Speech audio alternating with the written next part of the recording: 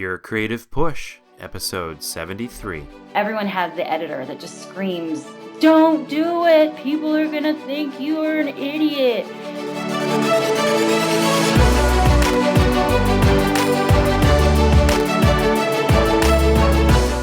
Welcome to Your Creative Push, the podcast that pushes you to pursue your creative passions. I'm your host, Youngman Brown, and my guest today is Carrington Schaeffer.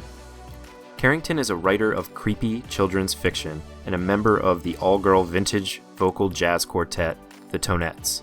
She is also the host of the podcast, Honestly, Dear Listener, which is a podcast that aims to seek answers to the question of why so many of us let fear and insecurity keep us from creating, which is pretty much the aim of this podcast too, so I love it.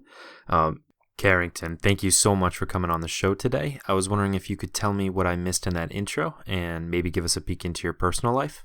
Absolutely. Well, thank you so much for having me on your show. I just really think that, to do a daily podcast that helps people be more creative is very inspiring. So thank you. Oh, of course. Just a little glimpse into who I am. I'm a writer, like you said, of creepy children's fiction and also creative nonfiction. I've written for travel blogs. I'm a copywriter and editor.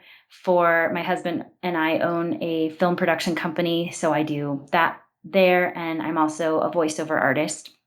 I sing a little on the side, like you said, in the group. I started the podcast because I needed an outlet, and podcasting combined two things that I love, which are writing and performance. I'm also a mom, and a mom who really needs to have her own pursuits and identity that is separate from the mom title.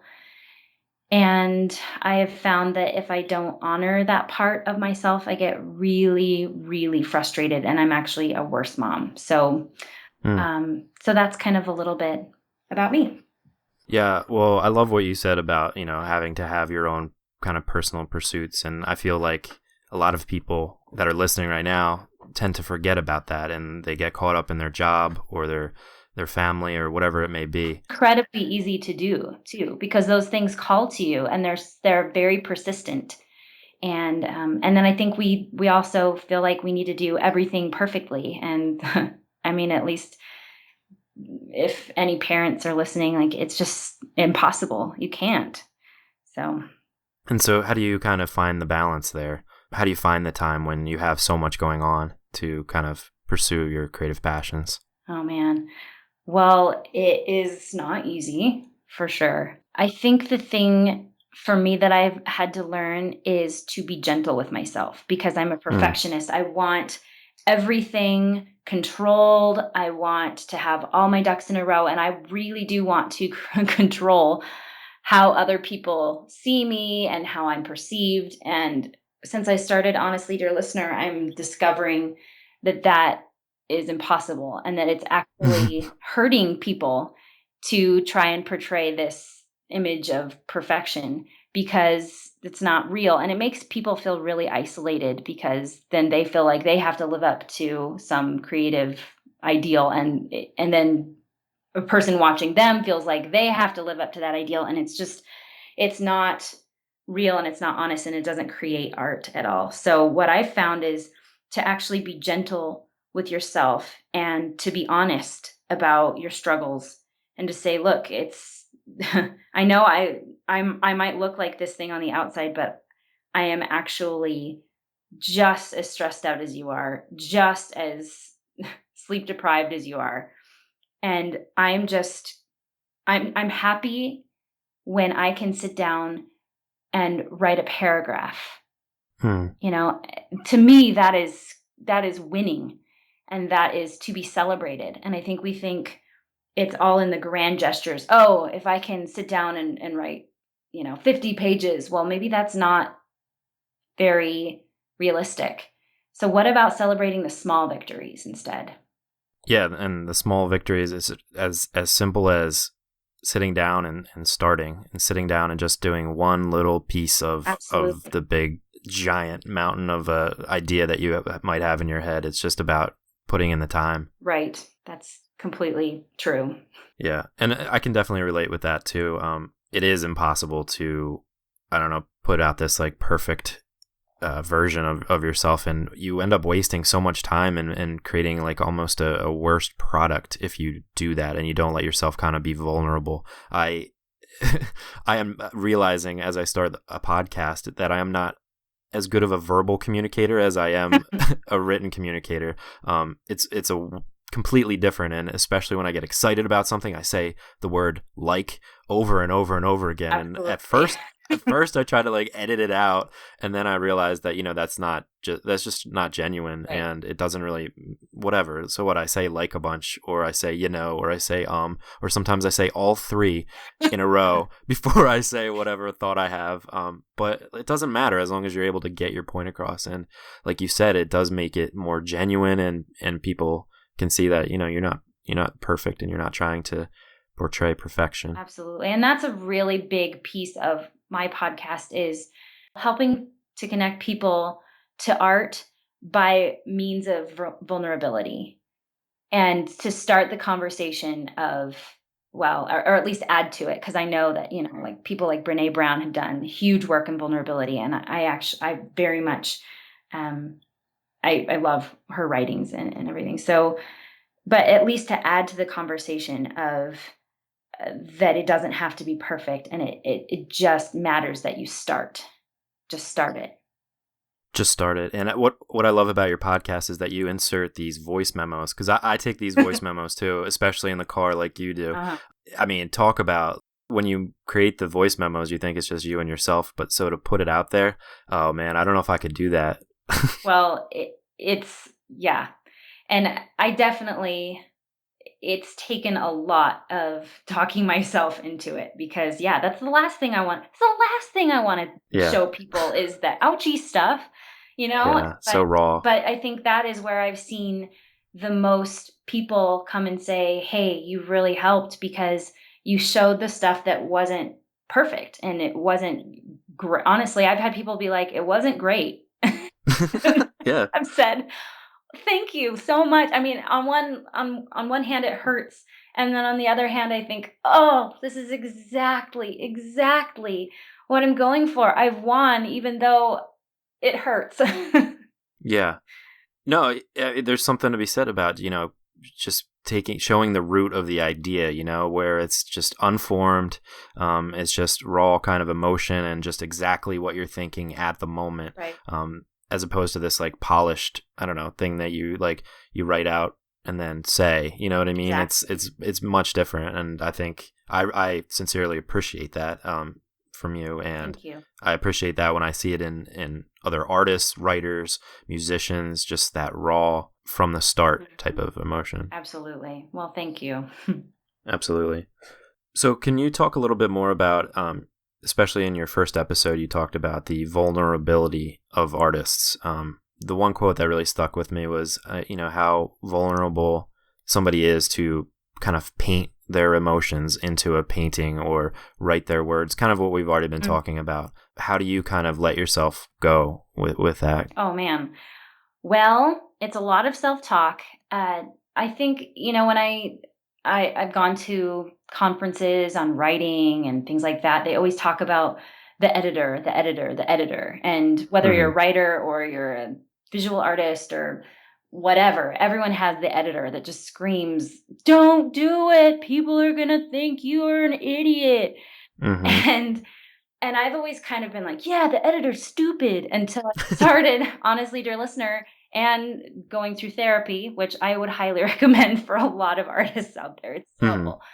But my therapist just said, maybe you need to look at the editor, and instead of being like, go away, you're an idiot, what if you just said, I honor that you have kept me safe for so long.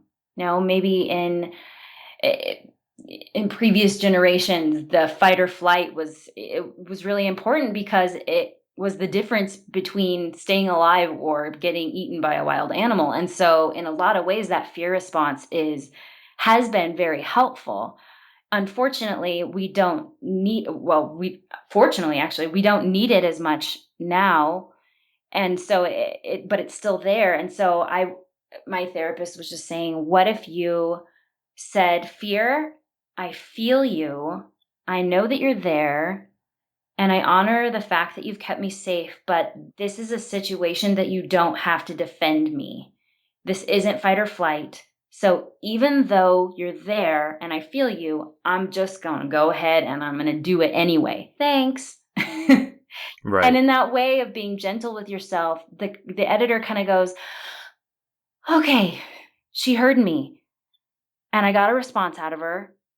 And now I can kind of maybe take a little nap right now while she writes this podcast episode or interviews this Mm, person or writes this paragraph. And so that's been the most helpful thing for me in terms of how I've been able to push forward and be vulnerable is just kind of telling the fear response, thanks, but you can take a nap.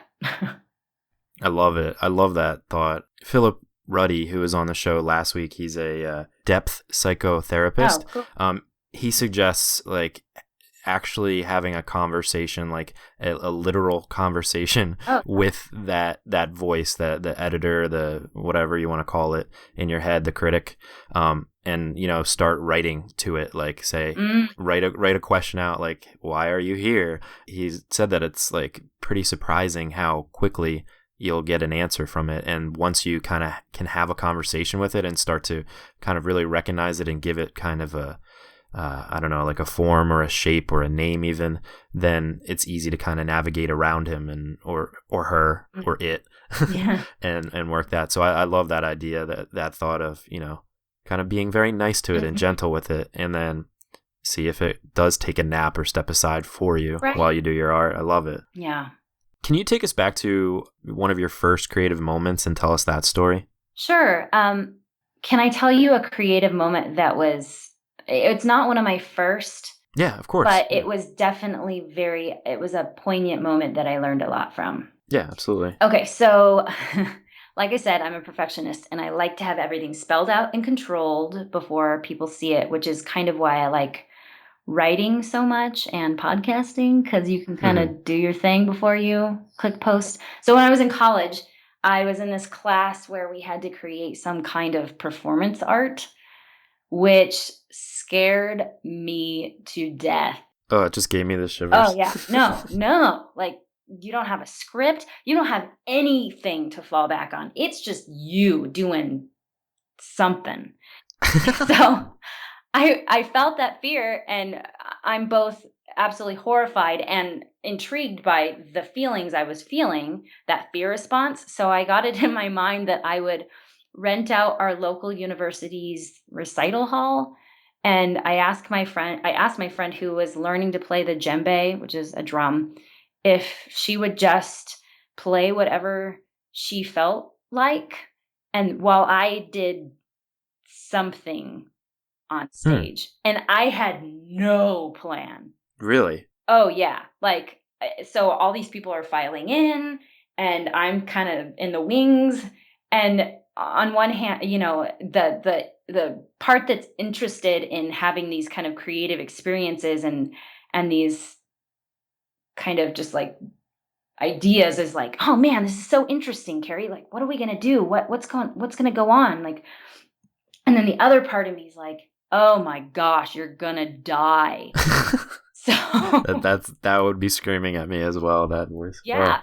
Oh, it was awful. And it was amazing at the same time. So I ended up getting up on stage and I just sort of, okay, for all these people that are like, oh my gosh, who are you interviewing this week? She's a crazy, crazy. I am not I do not do these things. I am Right. not this person that just gets kicks out of just improvising. So I get up on stage and I start just like my friends playing the djembe. I just start, I don't know, moving my body. And I even at one point just completely organically bring these people up from the audience that were on stage and we just started dancing together. And at one point I was hugging people. People were crying on me. I was crying a little bit. So all that to say that and I actually had a couple people come up to me afterwards that said, I don't even know why. And I can't, there's not really a logical response. I don't know. It's not my logic that's talking right now. It's somewhere inside of me that feels things. But that was one of the most powerful things I've ever seen.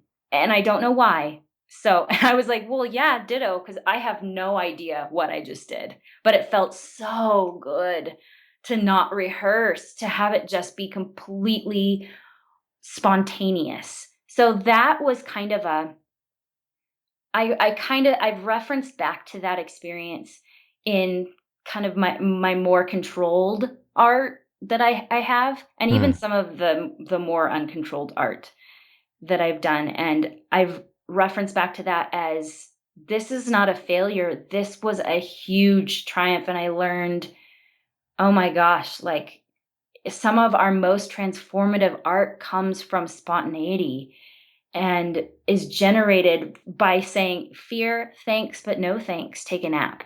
So Yeah, I love that story. I wish I was there to see it. Were drugs involved? no, all from anyone. Yeah, yeah. No, well, I think well, I mean, my interpretation is that you just experienced like what it is to just let go, and to also like be able to kind of connect. I don't know, it's just a cool story. Thank I love you. it. And then how have you said you reference it in your more structured art now. Right. How can you get back to that place where you were just completely free? What kind of tips would you give to us? I would say, because I hear the editor when I'm writing, and the editor says, "Oh my gosh, like you need to have this entire chapter outlined before you even write it." Hmm. So I think, "Oh my gosh, I have to outline this chapter," which works for some people and sometimes works for me. But it's in times when I know I just need to kind of fly by the seat of my pants. And Hmm. so when I say, "You know what, critic, I've done this before where I've kind of just let go and had a moment, and I've kind of not needed to be so structured in my approach." And when I did that before, it worked out. I don't know how, but Hmm. it worked out, and I was able to honor myself and my spontaneity in that. And so I'm just going to do that right now. And I know that it was transformative before, and I know it'll be transformative now. And when I can kind of disconnect from having to control, that's when things start coming out that I had no idea were in there and I wasn't planning for. And it's oftentimes some of my very best material. I love it. It's like you're able to kind of free verse and take away the ego and Right. just go from your gut, which is like I think a really hard thing to do when that critic is there. And I would actually encourage people, even if you're not an actor, if Hmm. that's not your medium necessarily, I know that I would wager to say that every town has some kind of an improv acting troupe, and I Hmm. would encourage anyone that if they want to get better in their art and they want to learn how to tell the critic to take a nap, to go and try improv acting, because it is so scary. But when you're able to let go and not control, and when you kind of use that muscle of, I'm just going to let go, like amazing things can happen. So that would be my recommendation. Absolutely, and I feel like the things in life that you're the most afraid of, but then do anyway. Like the Yes, more you afraid you are, the better you feel after it's over, and the more it resonates with you for the rest of your life. totally. I would completely agree with that. Yeah. So if you're listening and you're afraid of something, go do it. Do it. Do it. You can do it. um. So aside from that kind of a fear, are there any other fears or resistances that kind of hold you back from doing your work? Oh, shoot. Yeah. All the Shoot. time. Absolutely. I mean, I Yeah. hear stuff like, and I write them down because at a certain point, they almost become hilarious in the desperation to get me to not do something. And so, oh yeah, I've heard my biggest one is, oh, what if someone pities you? And I, Oh. oh, Yeah. just like I actually have a physical response to the thought of someone being like, "Oh, she just, oh, poor little thing. She just Right. thinks she's a podcaster," you know? Mhm. Mhm. So, Yeah. and actually, I have a story of, uh, my husband and I were walking down Main Street for farmer's market, and I heard this guy, and he was playing the piano, I mean, full steam, and Mm-hmm. just singing top of his lungs, and it wasn't technically perfect or anything like that, Mm-hmm. but dude was just going for it. Mm-hmm. And I turned to my husband and I said, I would never do that and let people have the opportunity to pity me. Mm. And then I went, did you just say? Yeah. I can't. And, my husband, I think he's kind of like, just, I'm not going to say anything. I'm going to let her think about what she just said, and then I'm going to let her respond to it. Yeah. So I said, oh my gosh, I can't believe I just said that.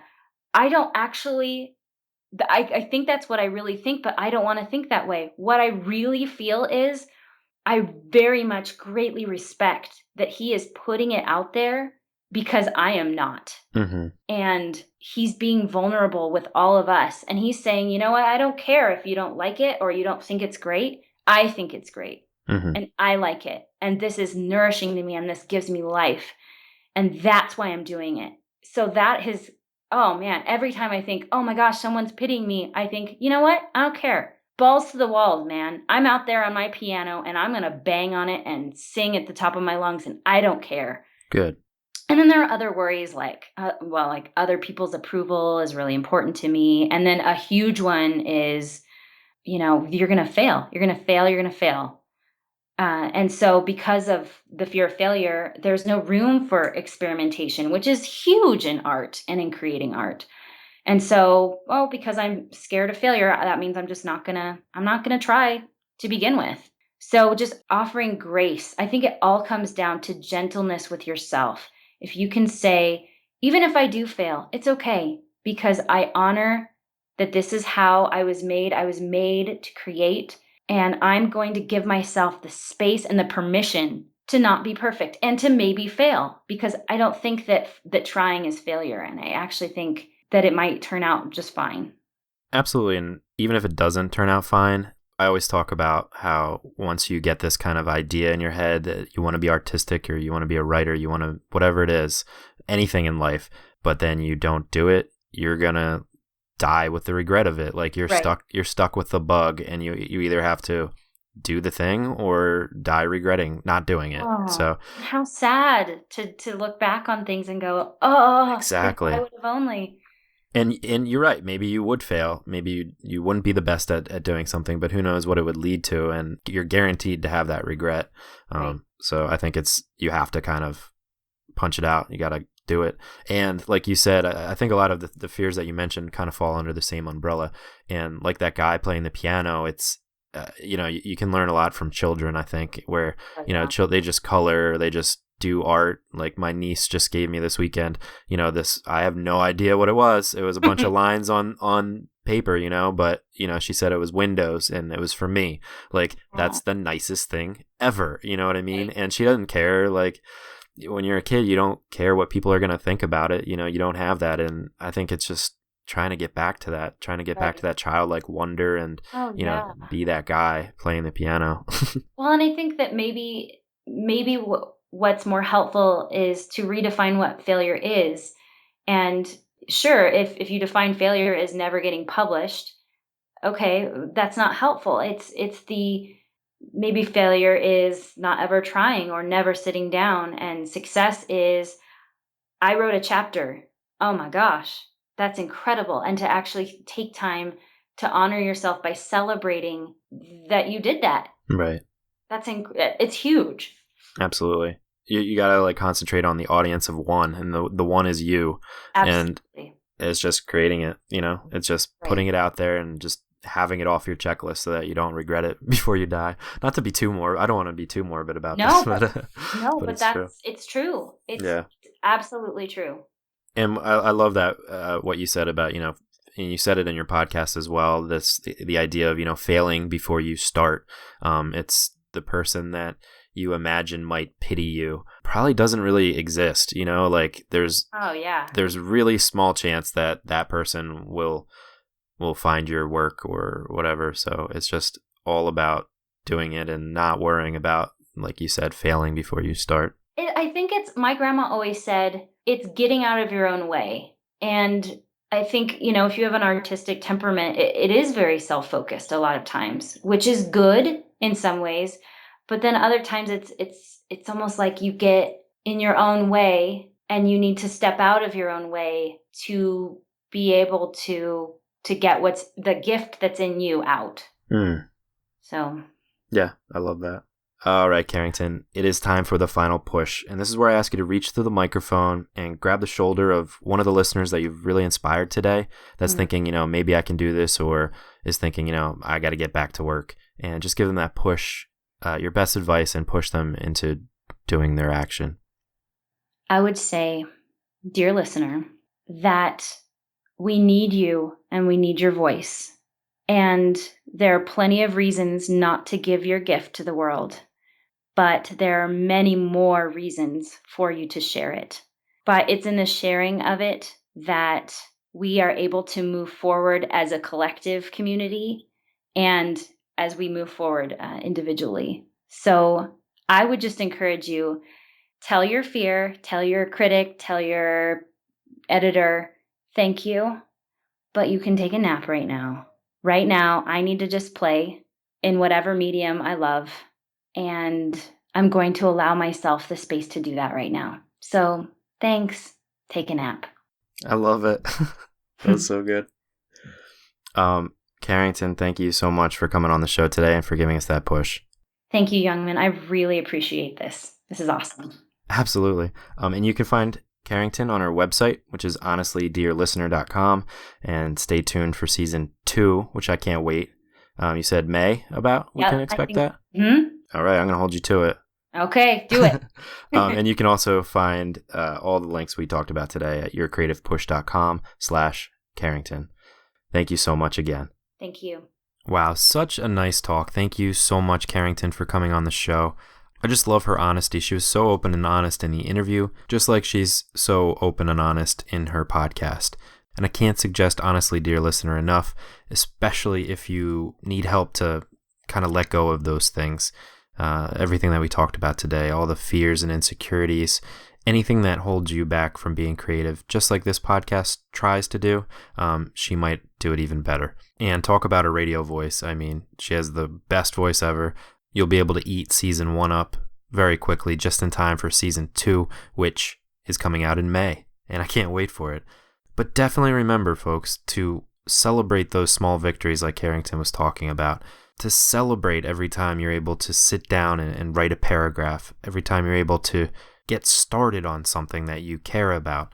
You don't even have to celebrate finishing it. It's all about each brushstroke, each paragraph, each photograph. It's about those small victories that add up over time and end up making giant victories. But for now, just give yourself a pat on the back for starting the work. That's all you have to do. On tomorrow's show, we have Pierre-Antoine Muello, aka Pierre. Perfect timing does not exist. There's not a perfect timing for doing a book or doing a painting or creating maybe a beautiful piece of music. You have to start now. There will not ever be a perfect timing to start. There will always be something that distracts you from doing it. So why not doing it straight away? Pierre is a really cool concept artist from Paris who now lives in Canada. And he comes on the show tomorrow to try to get you to pursue your creative passions. But hopefully today you were inspired to go and get your work done. So go and get it done. Thank you so much for listening and subscribing and sharing this with somebody that you think will also benefit from it. Go and listen to Honestly, Dear Listener if you are sick of my voice and want to try somebody new out. Whatever it takes to get you to do your work. Just go and get it done. That's all that matters. Have a great day, and we will see you tomorrow if you need the push again. Bye.